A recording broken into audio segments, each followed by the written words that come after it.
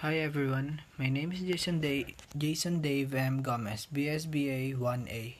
My topic is the style of professional writing. Professional writing.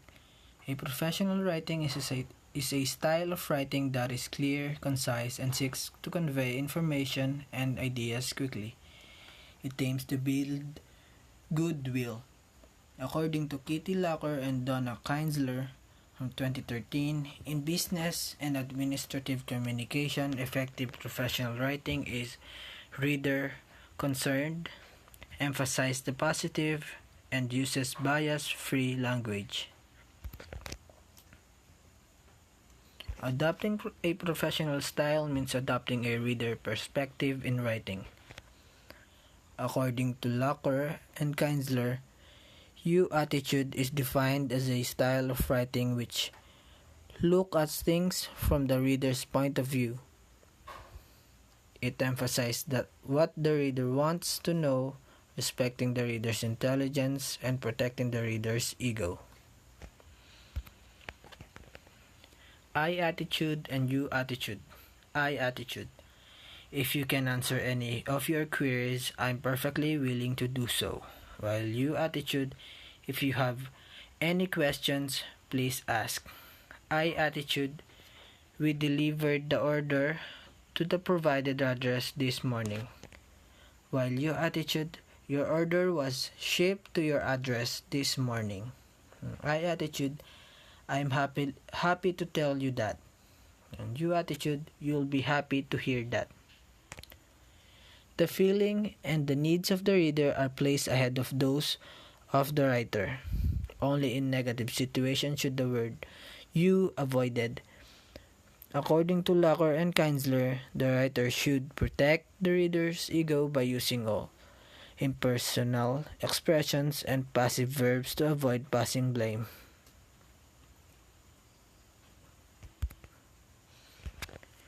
The writer should give the reader exactly the information that he or she requested or needs. When more information than what is asked is provided, its importance should be clarified.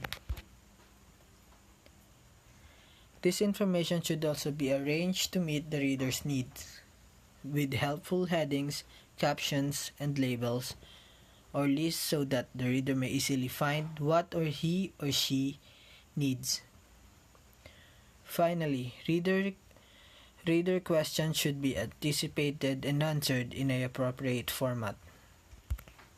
For example, professional website includes facts or frequently asked questions, where these questions are listed and answered.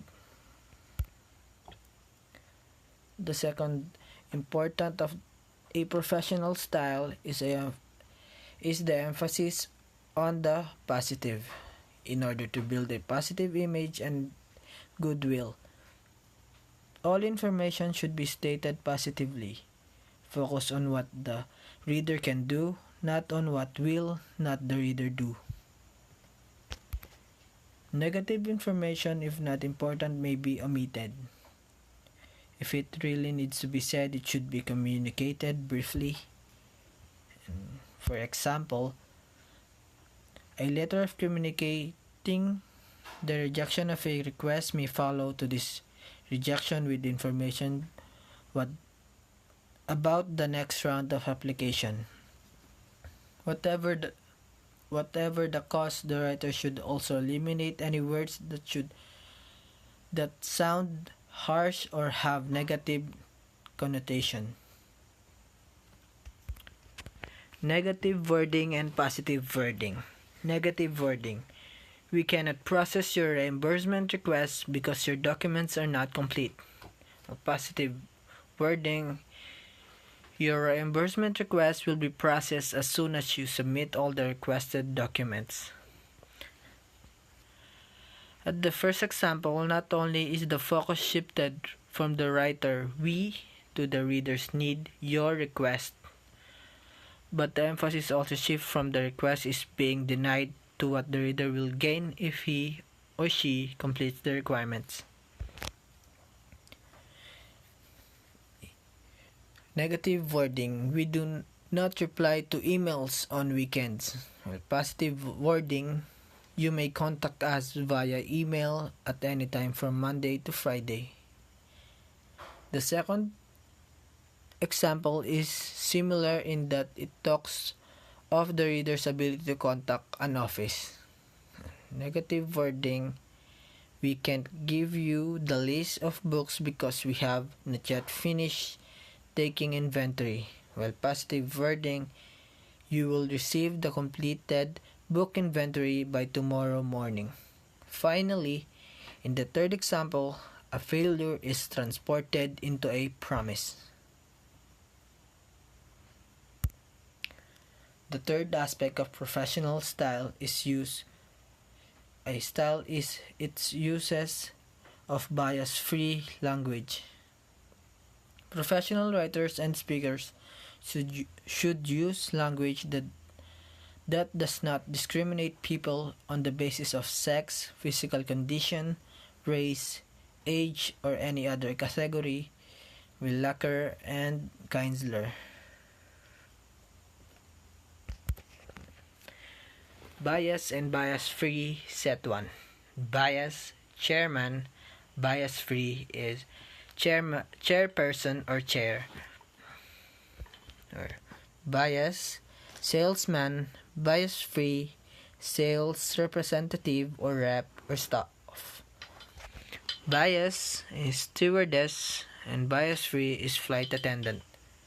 And bias, fireman, and bias-free is firefighter. The first set of examples provided consists of very dated and traditional gender bias term. It is customary now to use gender-neutral labels for professions to acknowledge the fact that both men and women thrive in those fields.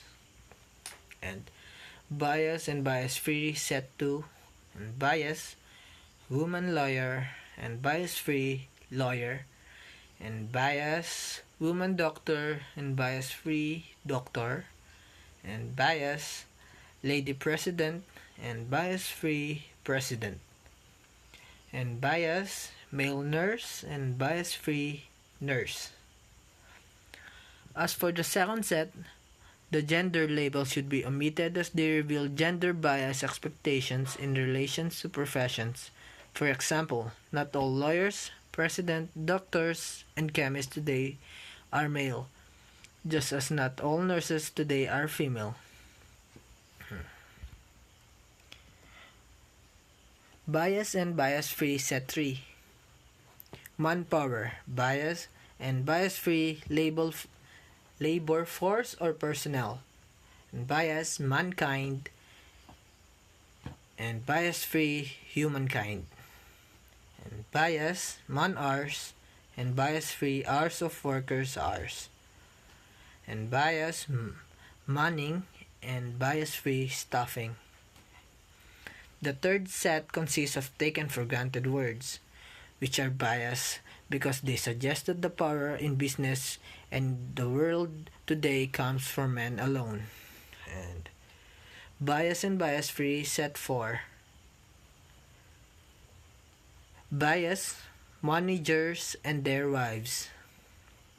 Bias-free, managers and their spouses. And bias, faculty and their wives. Bias, faculty and their spouses.